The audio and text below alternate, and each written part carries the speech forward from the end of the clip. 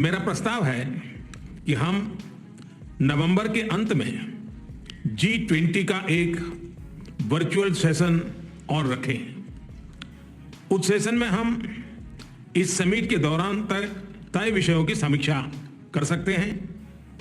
इन सब की डिटेल्स हमारी टीम आप सभी के साथ शेयर करेगी।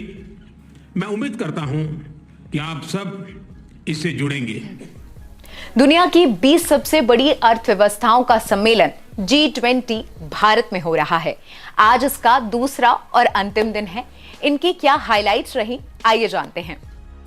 दुनिया की 20 सबसे बड़ी अर्थव्यवस्था वाले देशों के समूह G20 का सम्मेलन पूरा हो गया है और इससे भारत का रुतबा विश्वगुरु के तौर पर और बढ़ गया है। भारत ने G20 सम्मेलन के जरिए पूरी दुनिया को एक पृथ्वी, एक परिवार, एक भविष्य के वसुधैव कुटुंबकम का मंत्र दिया, जिसका दुनिया की महाशक्तियों ने दिल खोलकर स्वागत किया।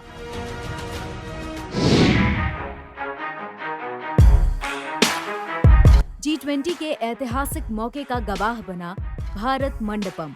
प्रगति मैदान में बना ये कन्वेंशन सेंटर फुटबॉल के 26 स्टेडियम के बराबर और सिडनी के ओपेरा हाउस से भी बड़ा है।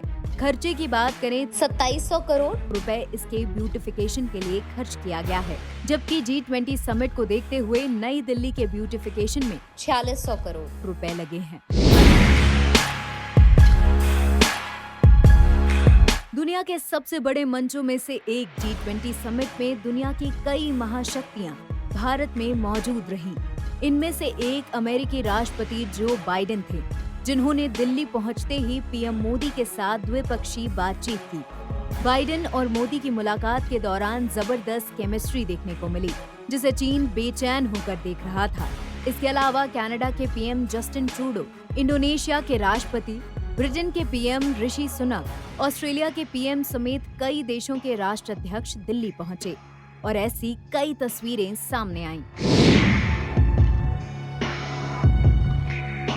एयरपोर्ट से होटल तक वर्ल्ड लीडर देख रहे थे भारतीय संस्कृतियों की झलक। विदेशी मेहमानों को एयरपोर्ट से लेकर होटल में गर्मजोशी के साथ भारतीय परंपरा से टोपी तिलक लगाकर अभिनंदन किया। यहाँ तक कि मेहमान लोकगीत पर झूम उठे। राष्ट्रपति द्रौपदी मुर्मू के डिनर में राष्ट्राध्यक्षों के लिए मेन्यू तैयार किया गया, जिसमें विशेष रूप से भारतीय मॉनसून के दौरान खाए जाने वाले व्यंजनों को शामिल किया गया।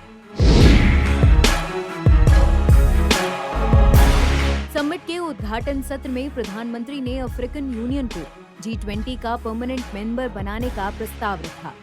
बतौर अध्यक्ष पीएम ने जैसे ही इसे पारित किया, अफ्रीकन यूनियन के हेड अजाली ओस्मानी ने पीएम मोदी को गले लगा लिया। ये एक तरह से वैश्विक मंच पर भारत की बड़ी कूटनीति की जीत मानी जा रही थी।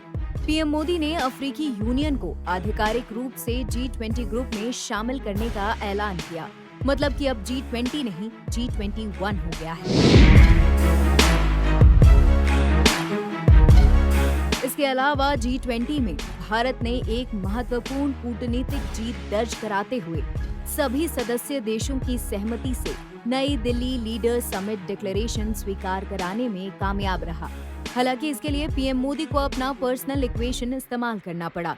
यूक्रेन के मुद्दे पर सहमति बनाने के लिए भारत को कड़ी मशक्कत करनी पड़ी। घोषणा पत्र में यूक्रेन युद्ध का जिक्र तो था, लेकिन इसमें रूस का सीधे तौर पर जिक्र नहीं मिला।